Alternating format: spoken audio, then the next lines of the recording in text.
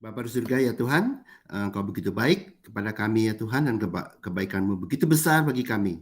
Kiranya Engkau sendiri ya Tuhan menyingkapkan segala kebenaran-Mu, kebenaran dan kebesaran kasih-Mu bagi kami. Karena itulah kehendak-Mu, dan terjadilah kehendak-Mu ya Tuhan, di bumi seperti di surga. Segala puji, hormat, dan kemuliaan hanya bagi Engkau. Dalam nama-Mu kami berdoa. Amin. Selamat siang semuanya, selamat pagi. Saya akan sampaikan ini berkat kelima dan keenam, ya, dari kerajaan surga, ya, berkat kelima dan keenam dari kerajaan surga. Lalu di slide berikutnya. Jadi dulu saya udah pernah sampaikan 1 sampai 4. Oke? Tentunya kalau kelima dan keenam itu lebih tinggi, ya, lebih tinggi, nanti kita akan lihat ya. 1 dan semuanya dari Tuhan luar biasa, tapi 5 dan 6 tentunya nambahin yang 4. Oke? Jadi yang pertama itu semua di Matius 13. Berkat kerajaan surga yang pertama, ada 7 ya. Yang pertama adalah di dalam perumpamaan penabur. Di dalam perumpamaan penabur, benih kasih Tuhan, benih kerajaan surga itu membuat tanah yang mati, hidup kita yang mati, itu menjadi pohon buah yang hidup. Ya, itu namanya ciptaan baru. Dari mati jadi hidup. Hidup kita yang tadinya mati jadi hidup. Oke? Yang kedua, dari yang lalu ya, saya cuma ngulangin, itu adalah perumpamaan mengenai gandum dan ilalang. The wheat and the weeds. Ya, itu gandum dan ilalang. Di mana gandum itu tumbuh. Gandum itu makanan, roti, ya, makanan. Dan ilalang itu wujud agamawi. Tumbuh bersamaan. Berkat kerajaan surga yang kedua, itu akan membuat kita tumbuh. Seperti ciptaan baru, tumbuh, itu menjadi anak kecil. Oke? Di dalam dunia yang masih agamawi. Di dalam gereja yang masih agamawi. Nggak apa-apa, biarin aja. Ya, karena yang menumbuhkan kita bukan gereja, tapi Tuhan. Ya, itu. Gandum, kita bukan ilalang seperti gereja agamawi yang hasilnya dibakar. Oke?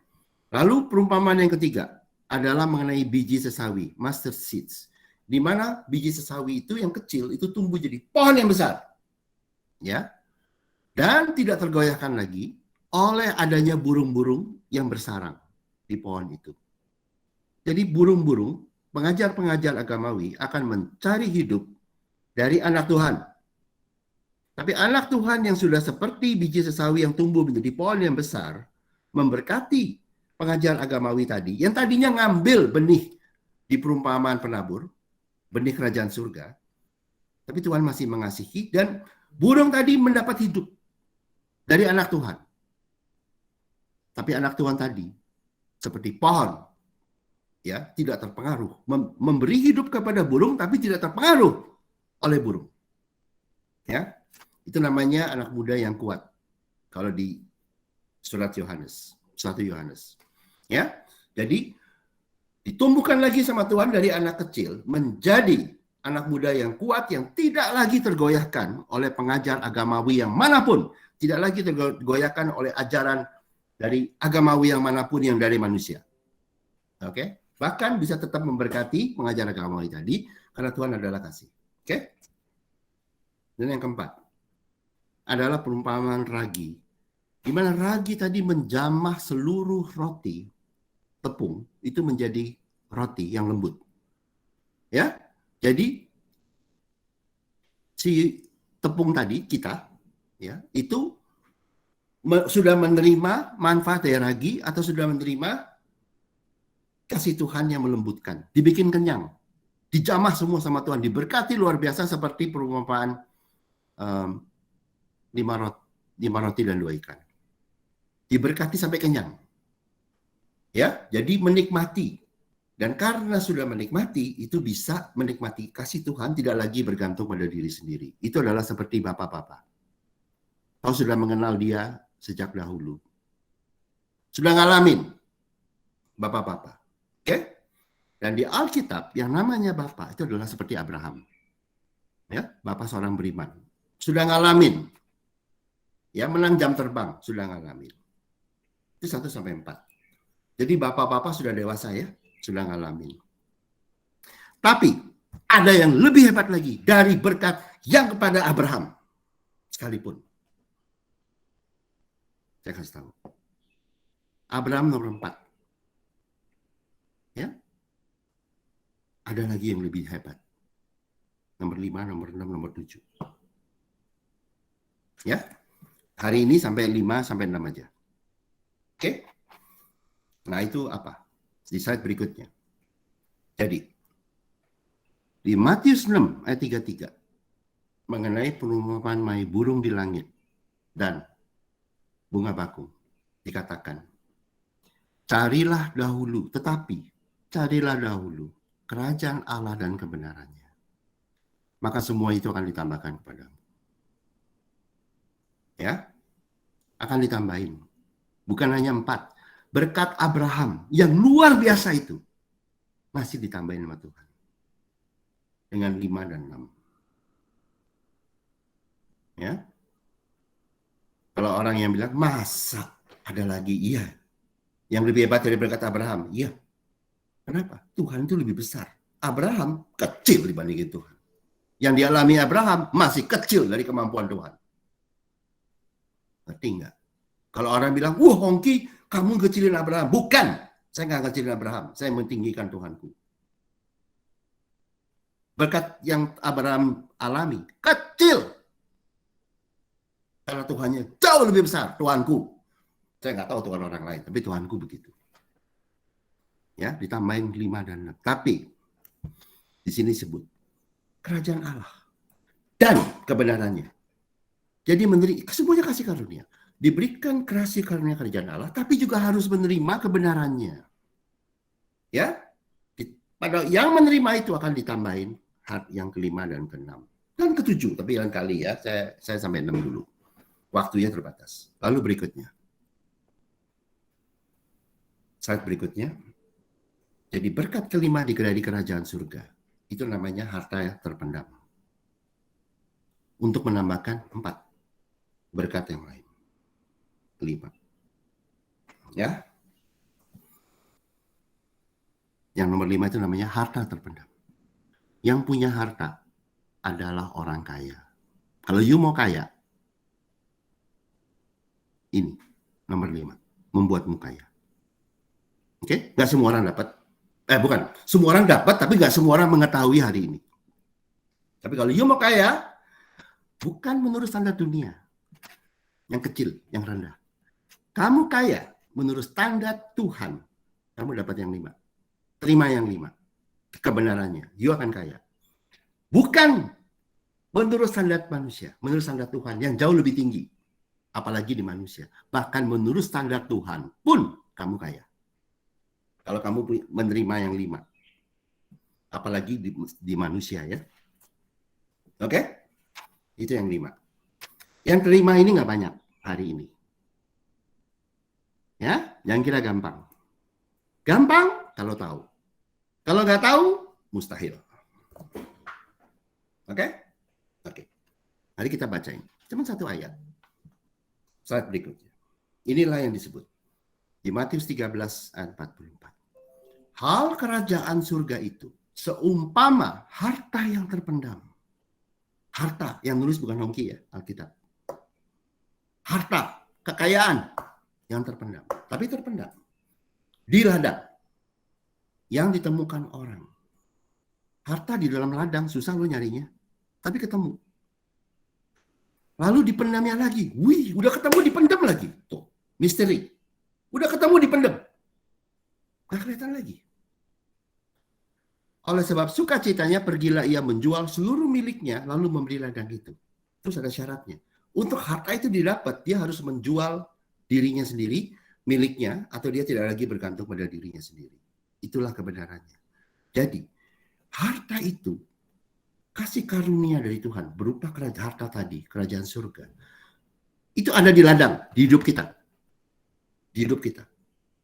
Tapi yang menemukannya nggak banyak. Oke? Ada loh, udah dikasih loh. Tapi menemukannya, oh enggak. Dia mesti temuin kebenaran itu atau menerima kebenaran itu. Kalau enggak, dia enggak kelihatan.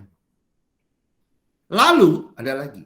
Jadi dia menerima kerajaan Allah tadi, cari dahulu kerajaan Allah, dan kebenarannya. Dia mesti bergantung sama kasih Tuhan. Melepaskan dirinya sendiri. Kalau masih agamawi, masih teologia, saya bilang pasti nggak keluar katanya. Nol. Agamawi pasti nol. Yang 5 ini. Mesti melepaskan ladang tadi, yang dimiliki tadi, untuk membeli ladang itu. Melepaskan kemampuan diri sendirinya. Harus bergantung pada harta yang nomor 5 tadi. Kalau mau diberkati oleh nomor 5. Ya, saya kasih tahu. Jadi apa harta terpendam tadi? Bayangin, nyarinya itu bagaimana di dalam tanah? Tersembunyi. Udah ketemu, disembunyiin lagi. Nggak kelihatan. Ya, banyak orang Kristen, atau hampir semua orang Kristen nggak tahu harta ini. Ya, oke. Karena itu nggak menerimanya, nggak menikmatinya. Tetap selamat, tetap diberkati dengan banyak hal oleh Tuhan, tapi nggak dapat yang ini. Harta yang terpendam. Kau menjadi kaya. Bukan hanya ukuran dunia, ukuran Tuhan. Oke? Harta itu apa? Yang terpendam. Oke, slide berikutnya. Harta yang terpendam. Itu adalah ibaratnya ya, kalau punya harta yang terpendam. Harta yang tersembunyi. Itu adalah seperti orang yang punya tabungan atau kekayaan yang tersedia gak kelihatan, tapi dia punya. Dan pada waktu masa-masa susah, orang tadi bisa mengambil kekayaan atau harta tadi untuk menolong dia dan juga bisa menolong orang lain di masa-masa susah. Itu namanya harta. Yang punya harta seperti itu. Yang tidak punya harta, pada waktu masa susah, dia susah. Pada yang punya harta ini, di masa susah, dia bisa diberkati oleh harta tadi yang terpendam. Itu namanya harta yang terpendam. Gak kelihatan. Tapi waktu dibutuhkan, keluar. Ya, itu ibaratnya, saya nyimpang dikit, saya nggak buka di sini. Itu kalau di Yohanes 15, itu adalah pokok anggur seperti generator, genesatai, mengenerate. Pada waktu lampu listrik mati, generator nyala. Pada waktu ranting anggur kepanasan, pokok anggur memberi air dan menjadikan buah. Ini nomor 5. Harta yang terpendam, nggak kelihatan. Tapi pada waktu dibutuhkan, keluar. Oke? Yang punya nggak banyak. Yang punya adalah kaya. Bukan menurut dunia saja. Dunia kecil. Menurut standar Tuhan. Oke? So nggak banyak. Tapi saya harapin di sini dapat. Karena ini kehendak Tuhan. Gampang. Ya? Lalu berikutnya. Slide berikutnya. Ya, di slide berikutnya. Ganti slide, tolong. Nah, lihat ya, tadi ya. Pandanglah burung-burung di langit ya. Pandanglah burung-burung di langit. Yang tidak menabur, gak kerja lu, dia gak nabur lu. Gak menuai, dan tidak mengumpulkan bekal dalam lumbung. Yang nomor 3 nih. Dia udah gak nabur, menuai, itu cerita yang lain. Burung itu memang diberkati, meskipun dia sebenarnya tidak berhak. Ya. Namun diberi makan oleh Bapamu yang di surga.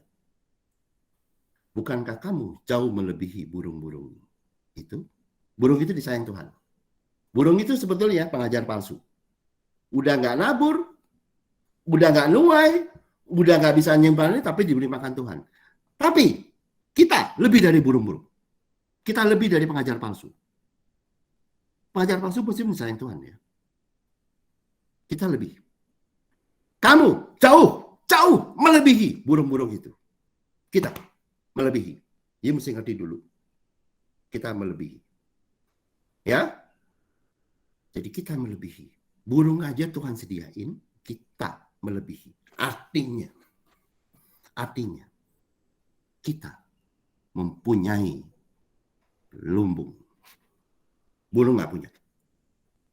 Burungnya nggak punya aja Tuhan berkati.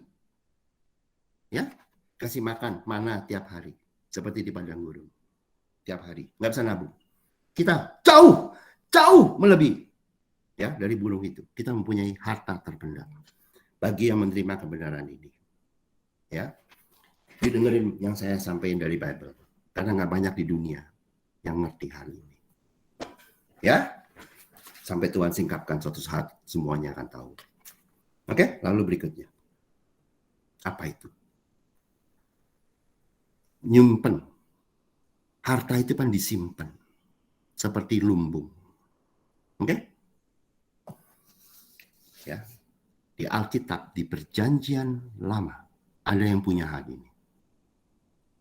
Namanya Yusuf. Dalam hidup Yusuf. Ya. Nanti ya. Kita lihat apa yang terjadi di Yusuf. Baru kita mengerti harta terpendam. Oke? Lalu berikutnya. Yusuf. Itu di Kejadian pasal 1 ayat 29. Dan seterusnya saya nggak terusin karena ini panjang sekali kalau nggak ya. Itu Yusuf itu mempunyai karunia, talenta untuk bisa menafsirkan mimpi. Dan Firaun bermimpi. Lalu Yusuf mentafsirkan mimpi tadi.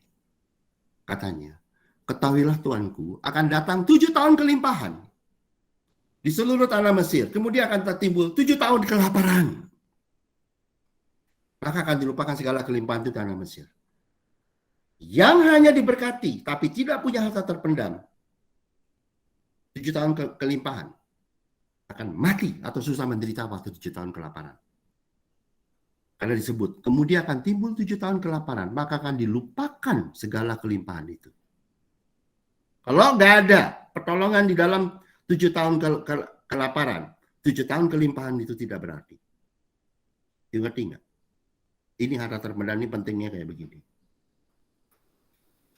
Karena kelaparan itu akan mengurus keringkan negeri ini. Sesudah itu akan tidak kelihatan lagi bekas-bekas kelimpahan. Jadi boleh diberkati Tuhan, tapi kalau nggak punya ini, harta terpendam ini hilang loh. Di negeri itu karena kelaparan itu. Sebab sangat hebatnya kelaparan itu. Ada masa-masa seperti itu. Itu tafsiran Yusuf terhadap mimpi Firaun mengenai 7 sapi ya, segala yang gemuk dan kurus ya, seterusnya. Oke?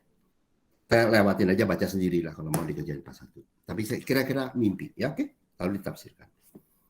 Lalu, karena Yusuf menafsirkan mimpi itu, apa yang Firaun katakan? Apakah kesimpulan dari Yusuf? Di Kejadian pasal 1 ayat 35.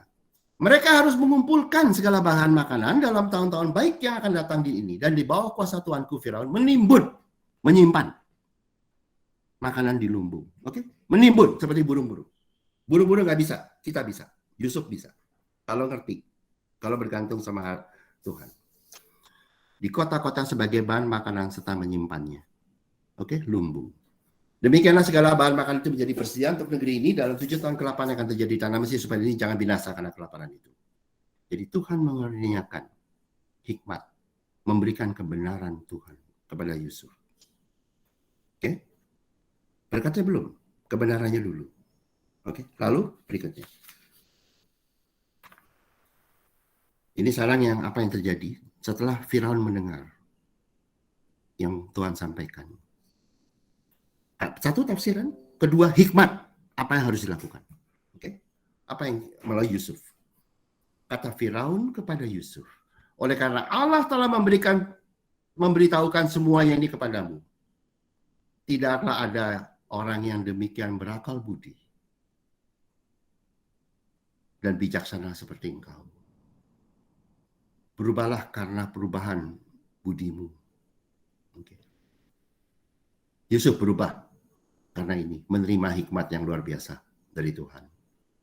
Engkaulah menjadi kuasa atas istanaku, dan kepada perintahmu seluruh rakyatku akan taat. Hanya takhta inilah kelebihanku daripadamu. Selanjutnya Firaun berkata kepada Yusuf, dengan ini aku melantik engkau menjadi kuasa atas seluruh tanah Mesir. Jadi yang Tuhan berikan kepada Yusuf hikmat tadi, membuat Yusuf ditinggikan di tanah Mesir. Angkat. Di tanah Mesir. Bukan di tanah perjanjian. Tapi tanah Mesir menjadi tanah perjanjian. Berkat ini melebihi berkat kepada Abraham. Karena Abraham ditinggikan di tanah perjanjian. Yusuf mempunyai harta terpendam. Yang punya harta ini, di tanah Mesir pun, tanah itu menjadi tanah perjanjian. Tahu nggak? Nomor 5. Ini lebih tinggi dari Abraham punya berkat. Yusuf. Keturunan Abraham. Oke, gitu ya. Lalu berikutnya. Apa yang terjadi? Terjadi. Tanah itu mengeluarkan hasil bertumpuk-tumpuk dalam 7 tahun kelimpahan. Maka Yusuf mengumpulkan. Dia kumpulin. Membuat lumbung. Segala bahan makanan ke 7 tahun kelimpahan yang ada di tanah Mesir lalu disimpannya di kota-kota. Hasil daerah sekitar tiap-tiap kota disimpannya dalam kota itu. Demikianlah Yusuf menimbun lumbung. Gandum seperti pasir di laut. Begitu besarnya. Harta terpendam tadi. Sangatlah banyak sehingga orang berhenti menghitungnya karena memang tidak terhitung. Harta terpendam dari Tuhan tidak bisa dihitung. Begitu besarnya. Tuhan memberkati Yusuf dengan berkat kerajaan surga yang kelima. Harta terpendam. Ngerti nggak? Bukankah engkau jauh melebihi burung-burung di udara? Pengajar seperti burung-burung tidak bisa dapat ini. Mereka hidup tapi mereka tidak dapat ini. Tapi kita yang percaya kebenaran kasih Tuhan, kau akan dapatkan ini kalau mau. Kau melebihi burung-burung di udara. Kau melebihi seluruh pengajar-pengajar agamawi. Oke, lalu berikutnya. Kelaparan itu merajalela di seluruh bumi. Ya, terjadi.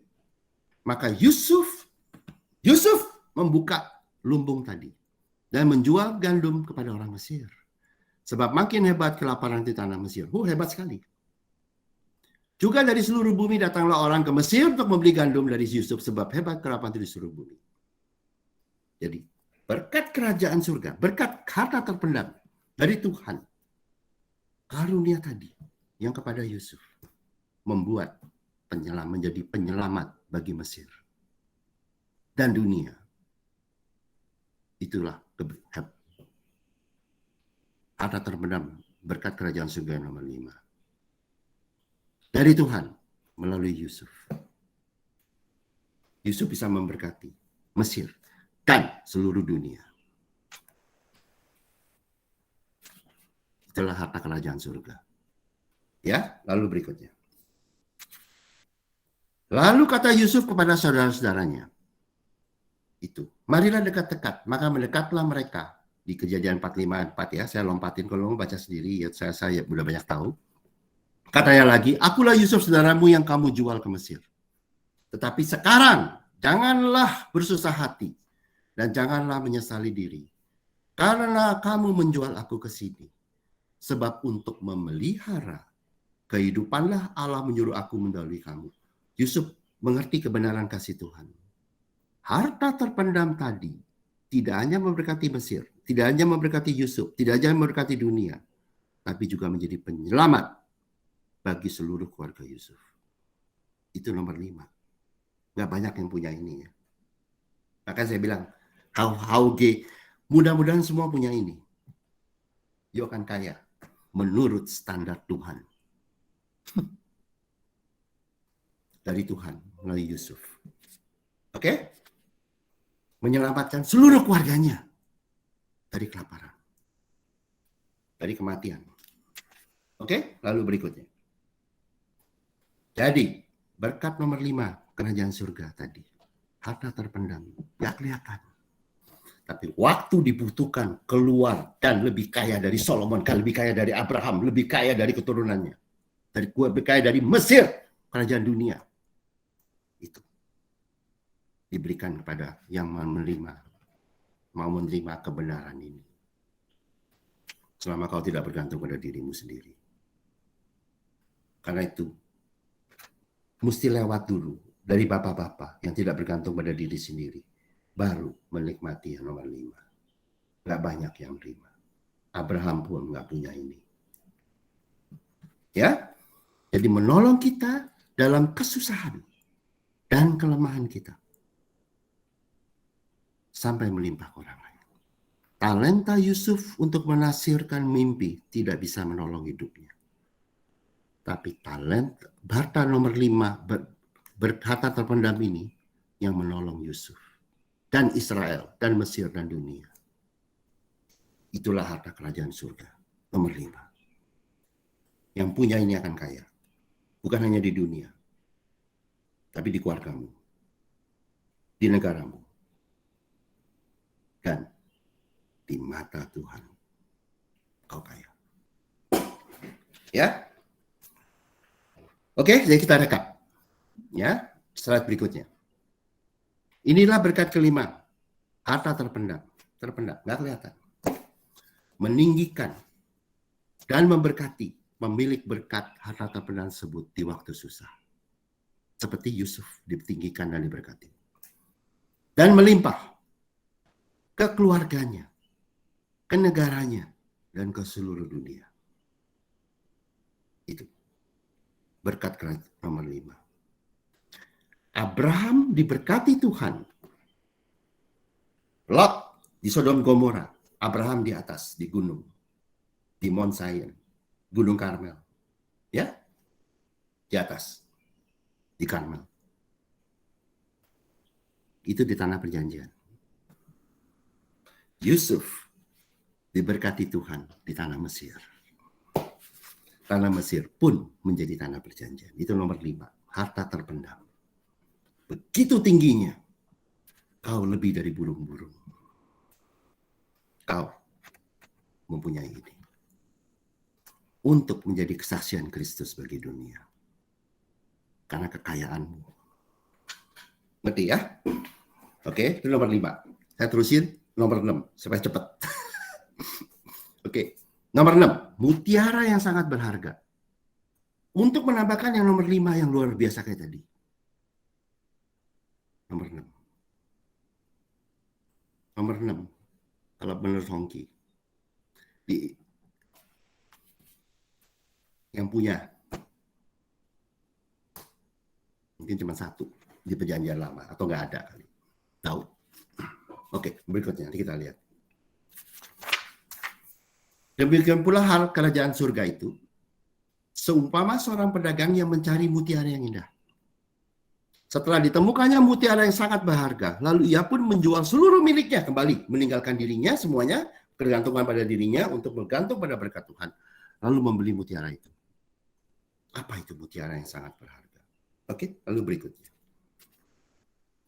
Mutiara yang sangat berharga akan mempercantik wanita pemakainya. Gereja adalah wanita, oke? Kita adalah mempelai. Di hadapan orang lain. Dan juga di hadapan Tuhan. Lalu berikutnya. Ini. Kembali. Matius 6 tadi. Cari dahulu kerajaan Allah dan kebenarannya.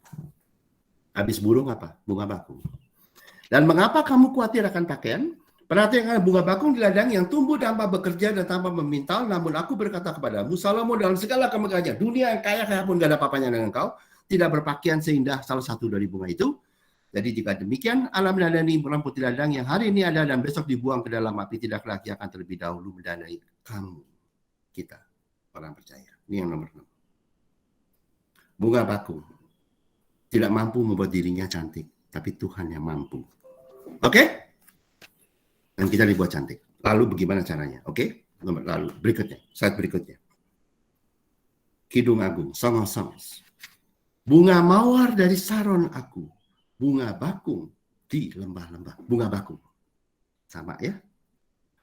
Seperti bunga bakung di antara duri-duri. Demikianlah manisku di antara gadis-gadis. Mempelai pria, Kristus mendeklarasikan kecantikan dari mempelai wanita. Rose of Sharon. We are Rose of Sharon. Dideklarasikan kecantikannya. Demikianlah manisku di antara gadis-gadis. Oke? Slide berikutnya saya jelasin. Ayatnya cuma ini aja. Bunga bakung di lembah. Kita di lembah pun. Dan di tengah duri. Ngerti nggak? anak Tuhan yang mendapatkan berkat kerajaan surga hari ini di tengah gereja yang masih di lembah. Di gereja yang punya duri semua, berantem semua, dan semuanya kayak begitu. Tuhan bilang, nggak apa-apa. Kau di lembah. Di antara gereja yang masih teologi agamawi semua. Masih berduri semua. Seperti bunga bakung di antara duri. Lalu berikutnya. Slide berikutnya. Demikianlah manisku di antara gadis-gadis. Kita, mempelai wanita yang bergantung, mempunyai berkat kerajaan surga yang nomor 6. Mutiara yang sangat berharga. Akan menjadi kesaksian Kristus yang indah di tengah gereja agamawi yang teologi. Seperti gereja Philadelphia menjadi kesaksian bagi gereja Efesus, Smyrna, Pergamum, ya, Tiatira, Sardis, dan Laodikia. Gereja yang kecil, tapi cantik. Seperti Philadelphia. Kau akan menjadi cantik. Di antara gereja-gereja yang masih di lembah dan penuh duri. Oke? Karena Tuhan mengasihi. Lalu berikutnya, slide berikutnya. Jadi apa yang akan membuat mempelai wanita lebih cantik dari gereja agamawi? Apa? Modalnya apa? Mutiara yang sangat berharga. Itu yang membuat cantik. Yang sana nggak punya. Kita punya. Kalau kamu bergantung sama kasih Tuhan dan melepaskan ketergantungan diri sendiri untuk jadi cantik di depan Tuhan. Lalu berikutnya. Inilah di Kidung sama, Kidung Agung, Song of Songs 2 ayat 4. Telah dibawanya aku ke rumah pesta dan panjinya di atasku adalah cinta. Mempelai wanita berkata ini. Panjinya di atasku adalah cinta. Yang membuat aku cantik adalah kasih mempelai pria. Mempelai wanita menjadi cantik dan mengalahkan seluruh gereja agamawi. Karena mempelai wanita menerima kasih mempelai pria. Bergantung pada kasih Tuhan dan tidak lagi bergantung pada kepandaian agamawi. Teologi. Ya, itu yang membuat mempelai wanita gereja Philadelphia cantik di mata Tuhan. Oke? Itu. Lalu slide berikutnya. Jadi apa itu mutiara yang sangat berharga? Mutiara yang sangat berharga tidak lebih adalah kasih Kristus yang akan mempercantik seluruh kehidupan dari mereka yang mau menerimanya di hadapan dunia. Oke, slide berikutnya. Jadi inilah berkat ke-6 di kerajaan surga, mutiara yang sangat berharga, yaitu adalah kasih Kristus yang mempercantik penerimanya sebagai kesaksian keindahan kasih Tuhan bagi gereja agamawi dan dunia. Ini yang akan menobatkan gereja agamawi. Mereka kalah cantik. Yang masih penuh duri. Dan berada di lembah. Tuhan sayang sama gereja agamawi. Akan ditobatkan. Melalui kesaksian Kristus di dalam mereka yang mau menerima kecantikan dari Kristus ini. Mutiara yang berharga atau kasih Tuhan. Ya, nomor 6. Nomor 5 tuh nggak gampang ya, ini nomor 6. Ya, ada waktunya. Ada waktunya. Oke? Nah, sekarang kita lihat terakhir, ini berapa? 2 slide terakhir, kita rekap. Ya, jadi inilah ke-6 berkat. Yang 7 lain kali ya. Berkat kerajaan surga. Kita lihat 1-4. Dari ciptaan baru, tanah yang mati jadi hidup, bayi gitu, menjadi anak kecil, menjadi anak muda, menjadi bapak-bapak. Melalui penabur, gandum ilalang, biji sawi, dan ragi. Oke? Seperti Abraham. Oke? 1-4. Kau sudah dewasa. Kau udah luar biasa kalau sampai 4 aja. Semua sudah diberikan loh, tinggal mengerti apa enggak. Ya. Slide berikutnya. Tapi Yang nomor 5 dan 6 akan begini. Yang menerima nomor 5. Bapak-bapak itu kan menerima. Ngerti nggak? Menerima. Seperti Abraham. Menerima. Menikmati yang dari Tuhan. Tapi yang nomor 5 akan membuat kita menjadi saluran harta kerajaan surga bagi dunia dari Kristus. Bagi dunia yang lapar. Seperti Yusuf menjadi saluran harta kerajaan surga, yaitu berupa gandum untuk memberi makan Mesir dan dunia. Yang kelima, Abraham nggak ada pernah dipakai seperti itu ya. Yang kelima akan membuat engkau menjadi saluran harta kerajaan surga untuk memberi makanan bagi dunia yang lapar. Ya. Dan nomor 6, menjadi cantik. Menjadi kesaksian. Menjadi saluran. Tidak hanya harta kerajaan surga, tapi ujungnya pemberi harta kerajaan surga tadi. Yaitu kasih Kristus yang indah bagi dunia dan gereja agamawi. Gak susah itu untuk diberkati Tuhan. Gak susah itu menjadi cantik. Kaya dan cantik. Nomor 5 dan 6 membuat yang menerimanya akan menjadi saluran harta kerajaan surga dan menjadi saluran kasih Kristus bagi dunia. Dengan segala kelimpahanmu, dengan segala kekayaanmu. Itulah yang disebut, carilah dahulu kerajaan Allah, kasih karunia, tapi juga ada lagi kebenarannya, kasih Tuhan. Maka semua itu akan ditambahkan kepadamu. Kau bukan hanya kaya, kau akan menjadi saluran kekayaan Tuhan bagi dunia. Kau bukan hanya menerima kasih Tuhan, kau akan menjadi saluran kasih, keindahan kasih Tuhan bagi dunia, termasuk bagi gereja agamawi. Itu nomor 5 dan nomor 6. Semua itu akan ditambahkan. Lebih dari Abraham. Ketiga. Ini semua tersedia. Yusuf itu baru nomor 5. Tahu nggak? Nomor 6. Mungkin di perjanjian